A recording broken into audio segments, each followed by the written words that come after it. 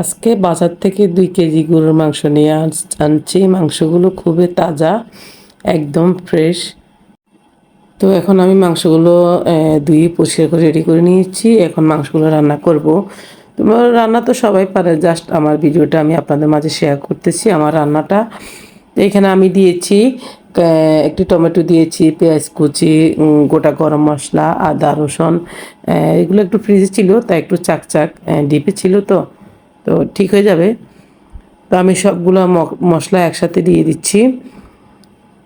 দিচ্ছি স্বাদ মতন লবণ, হলুদ, মরিচ, জিরা, ধনিয়া পাউডার সবগুলো দিয়ে আমি ভালো করে মেখে নিব, কারণ হাতে মাখা রান্নাটা আলাদা একটা স্বাদ, মশলা মাংসর গায়ে সবগুলো লেগে যায়।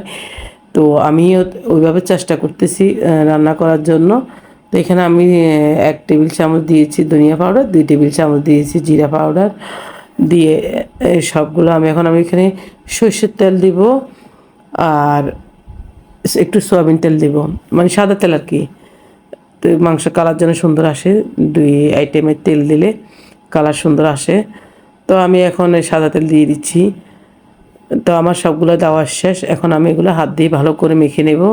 তো আমার আসলে এক হাতে মোবাইল, তো এটার জন্য হাতটা একটু, মোবাইলটা একটু, ভিডিওটা নাড়াচাড়া হচ্ছে। তো আমি সবগুলো মেখে নিচ্ছি।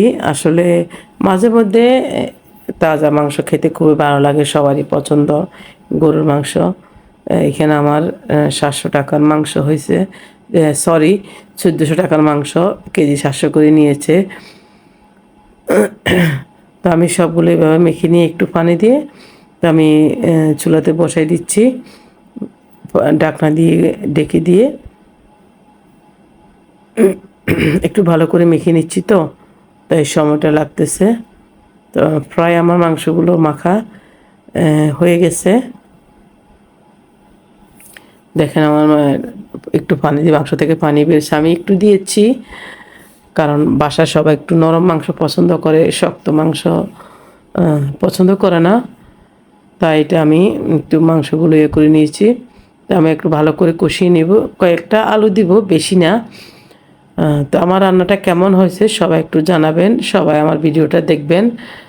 তো এখানে আমি মাংসের সাথে খাওয়ার জন্য সাদা পোলাও করতেছি, কারণ সবার পছন্দ গরুর মাংসের সাথে পোলাও খাবে। তো আমি সাদা পোলাও করতেছি। তো আমার ভিডিওটি কেমন হলো সবাই জানাবেন, সবাই পুরো ভিডিওটি দেখবেন আর গঠনমূলক কমেন্ট করবেন, ভালো লাগলে অন্যদেরকে দেখার সুযোগ করে দেবেন। তো আমার মাংস কষানো হয়ে গিয়েছে, এখন আমি দিয়ে দিচ্ছি আলুগুলো দিয়ে একটু কষিয়ে গরম পানি দেব, যেন তাড়াতাড়ি আমার হয়ে যায় মাংসগুলো। তো দেখেন মাশাল্লাহ আমার রান্না হয়ে গেছে, কালারটা অনেক সুন্দর আসছে, আমার পোলাও হয়ে গিয়েছে। তো এখন আমরা সবাই মিলে খাবো। আপনারা শুধু দেখবেন, আমার ভিডিওটি কেমন হলো সবাই জানাবেন। আল্লাহ হাফেজ।